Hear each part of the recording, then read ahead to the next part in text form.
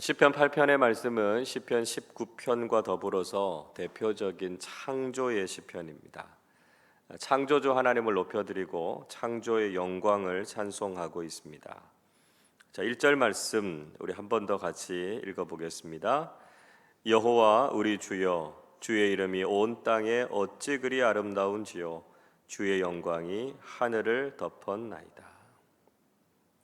다윗은 1절과 9절에서 같은 찬송을 반복하고 있습니다. 마치 서론과 결론이 짝을 이루어서 액자와 같은 형태를 띠고 있는 시편이 이 시편 8편이라고 할 수 있습니다. 자, 그 내용은 이런 것이죠. 여호와 하나님의 이름이 온 땅에 너무도 아름답다, 이렇게 고백하고 있습니다. 즉, 이 창조의 세상을 바라보면서 하나님을 찬양하지 않을 수 없다는 것이죠. 이토록 아름다운 천지 만물을 창조하신 하나님은 또 얼마나 아름다운 분이신가, 그가 고백하고 있습니다. 아름답고 위대한 예술 작품보다 더 귀한 것은 그걸 만든 작가죠. 이 세상을 아름답게 만드신 창조주 하나님, 그분을 생각할 때 우리 인간은 마땅히 하나님께 찬송하고 영광을 올려드려야 한다는 것입니다. 사실 우리가 지금 감탄하고 있는 이 창조의 세상은 하나님께서 만드신 원래의 모습은 아닙니다. 이 모습은 인간의 죄로 인해서 깨어지고 타락한 모습이죠. 우리가 지금 불완전한 깨어져 있는 창조의 모습을 바라보면서도 감탄을 자아내고 있습니다.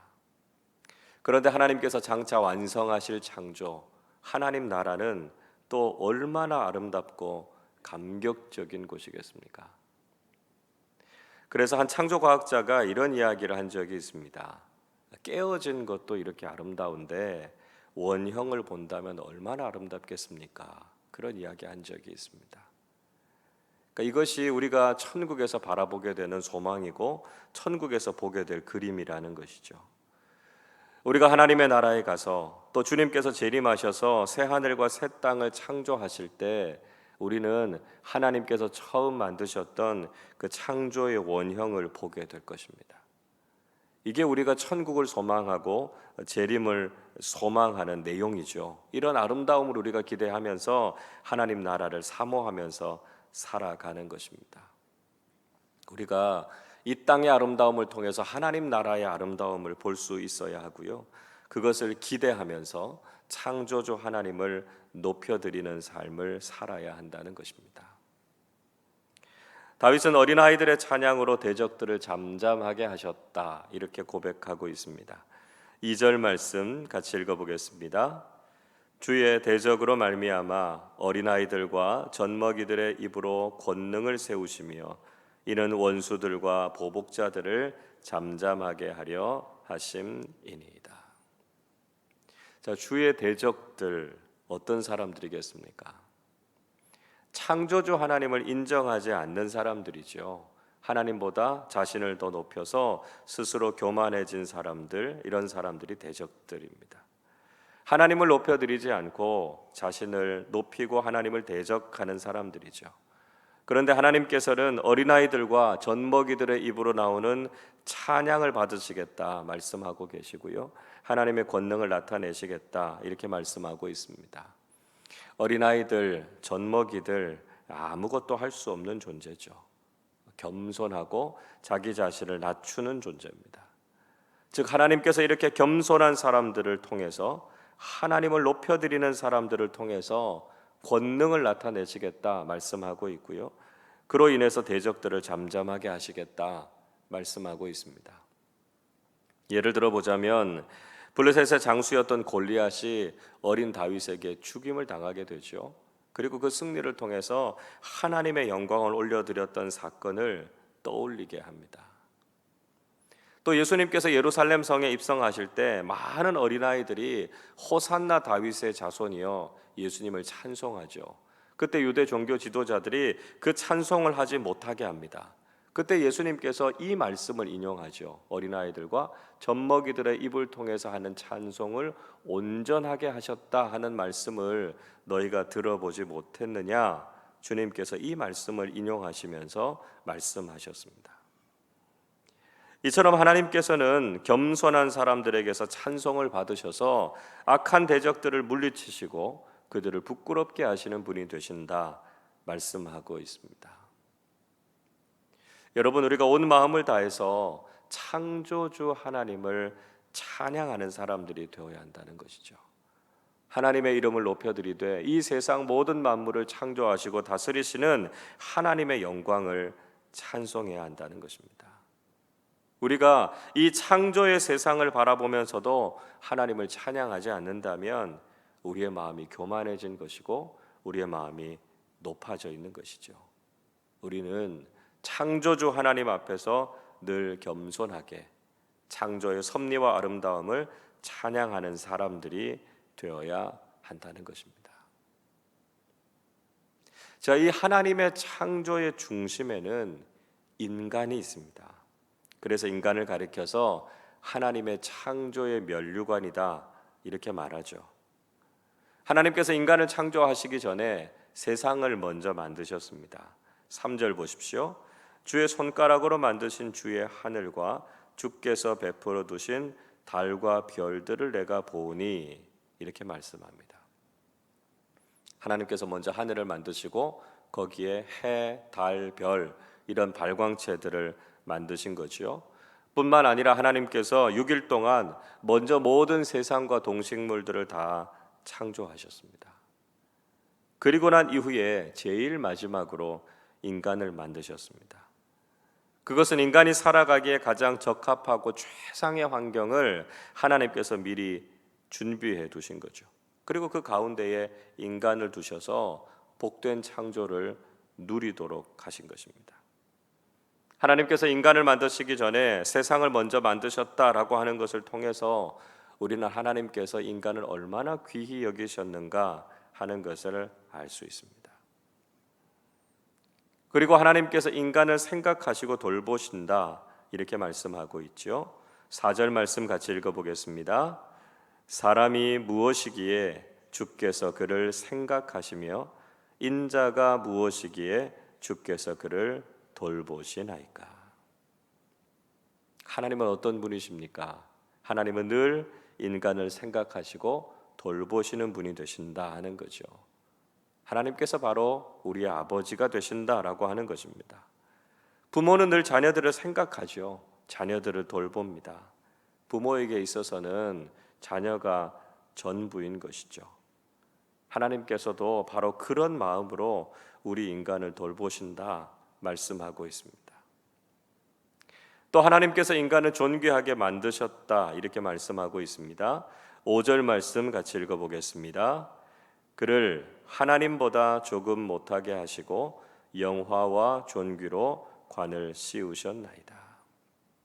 예전에 개역 한글판에는 천사보다 조금 못하게 이렇게 번역하고 있는데요. 개정 개역판은 하나님보다 조금 못하게 만드셨다 이렇게 이야기하고 있습니다. 그만큼 존귀한 존재가 인간이라는 것이죠. 저는 하나님께서 인간을 만들 때 참 많이 생각하셨다 이렇게 생각합니다. 그래서 어떻게 인간을 창조하면 가장 아름다운 창조의 면류관으로 만들 수 있을까 고민하셨을 거다 이렇게 생각하고 있습니다. 다윗은 하나님께서 인간을 하나님보다 조금 못하게 만드셨다는 거죠. 그러니까 하나님께서 어떻게 하면 인간을 가장 귀하게 만들까 고민하시다가 하나님을 닮은 존재로 만드셨다는 거죠. 창세기 1장 26절 이렇게 말씀하지요. 하나님이 이르시되 우리의 형상을 따라 우리의 모양대로 우리가 사람을 만들고 이렇게 말씀하고 있습니다. 인간을 가장 존귀하게 만들고자 하는 하나님의 결론은 인간을 하나님 닮게 만드셨다는 것이죠. 그래서 인간은 영광과 존귀로 관을 쓴 엄청나게 귀한 존재다 하는 것을 알게 됩니다. 그리고 인간에게 피조 세계의 모든 것을 다스리게 하셨습니다. 6절 보십시오. 주의 손으로 만드신 것을 다스리게 하시고 만물을 그의 발 아래 두셨으니 이야기하고 있습니다. 인간에게 주신 또 하나의 특권은 모든 것을 다스리게 하신 것입니다.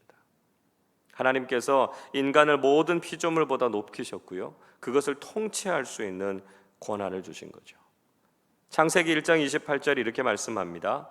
하나님이 그들에게 복을 주시며 하나님이 그들에게 이르시되 생육하고 번성하여 땅에 충만하라. 땅을 정복하라. 바다의 물고기와 하늘의 새와 땅에 움직이는 모든 생물을 다스리라 하시니라. 하나님께서 인간을 창조하시고 인간에게 땅을 정복하고 모든 생물을 다스리는 권한을 주셨습니다. 이 사실 정복하다라고 하는 단어가 좀 강한 의미를 가지고 있습니다. 그러다 보니까 좀 비판하는 사람들은 성경이 오히려 환경 파괴를 조장하는 것이 아니냐 이렇게 이야기하는 사람들도 있습니다. 그러나 이 말씀은 그런 뜻이 아니고요. 오히려 창조의 세계를 보다 적극적으로 가꾸고 다스리라 이런 의미가 들어 있습니다. 그래서 창세기 2장 15절 보면 이렇게 말씀합니다. 여호와 하나님이 그 사람을 이끌어 에덴 동산에 두며 그것을 경작하며 지키게 하시고 이렇게 말씀합니다. 그러니까 아담에게 주셨던 사명이 뭐냐면 에덴 동산을 경작하고 지키라는 거죠. 이게 다스림의 의미라는 것입니다. 하나님께서 주신 창조의 동산을 잘 경작하고 보존하는 것입니다. 그러니까 하나님의 뜻에 따라서 그것을 다스리라 이렇게 말씀하고 있는 것이죠. 이렇게 모든 것을 다스릴 수 있는 권한을 주셨다라고 하는 것, 인간에게 주신 특별한 권리였고요. 인간의 존귀함을 드러내주는 표현이라는 것이죠. 우리가 오늘 이 아침에 창조주 하나님의 영광을 찬양하는 사람들이 되실 수 있기를 바랍니다. 이 아름다운 창조의 세상을 만드시고 그곳에 하나님의 숨결을 불어넣어 주신 하나님의 섭리에 감사하는 사람들이 되어야 합니다. 그리고 무엇보다 우리를 존귀하고 영화로운 존재로 만들어 주신 하나님께 감사해야 된다는 것이죠. 또 우리에게 이 창조의 동산을 맡겨주셨습니다. 잘 관리하고 잘 다스리게 하셨습니다. 우리에게 이 귀한 사명을 맡겨주셨는데 우리가 바로 이 창조의 신앙을 가지고 그 사명에 충실한 사람들이 되어야 한다는 것이죠. 우리가 오늘도 창조주 하나님을 높여드리고 하나님께서 만드신 세상을 더욱 아름답게 가꾸어 나가는 하나님 나라 일꾼들로 살아가실 수 있기를 주님의 이름으로 축원합니다. 기도하겠습니다. 이 모든 세상을 만드시고 우리를 존귀하게 창조하신 하나님 아버지, 그 놀라운 사랑과 섭리를 생각하면서 찬송과 영광을 올려드립니다. 우리가 살아가는 이 아름다운 세상을 창조하신 하나님을 늘 기억하면서 하나님만을 높여드리는 삶을 살게 하여 주시옵소서. 또한 저희들을 창조의 면류관으로 만드시고 존귀하고 영화로운 존재로 살아가게 하심도 감사드립니다. 우리가 하나님의 형상을 따라 창조된 존귀한 존재임을 깨닫게 하시고 그 창조의 목적에 따라 살아가게 해 주시옵소서. 하나님께서 우리에게 이 아름다운 세상을 맡겨주셨습니다. 우리가 분명한 창조 신앙을 가지고 창조의 동산을 잘 가꾸고 다스리게 해 주시옵소서. 지금도 우리 인간의 탐욕과 무절제함으로 하나님의 창조가 깨어지고 환경오염과 자연재해가 끊임없이 일어나고 있습니다. 저희들이 먼저 죄를 회개하게 하시고 하나님의 뜻을 이 땅에서 이루어 나가는 하나님 나라의 일꾼들, 창조의 일꾼들로 살아가게 하여 주시옵소서. 오늘 하루도 하나님께서 주시는 지혜와 능력으로 하나님께서 기뻐하시는 삶을 살아가게 해 주시옵소서. 감사드리며 우리 주님 예수 그리스도의 이름으로 기도하옵나이다. 아멘.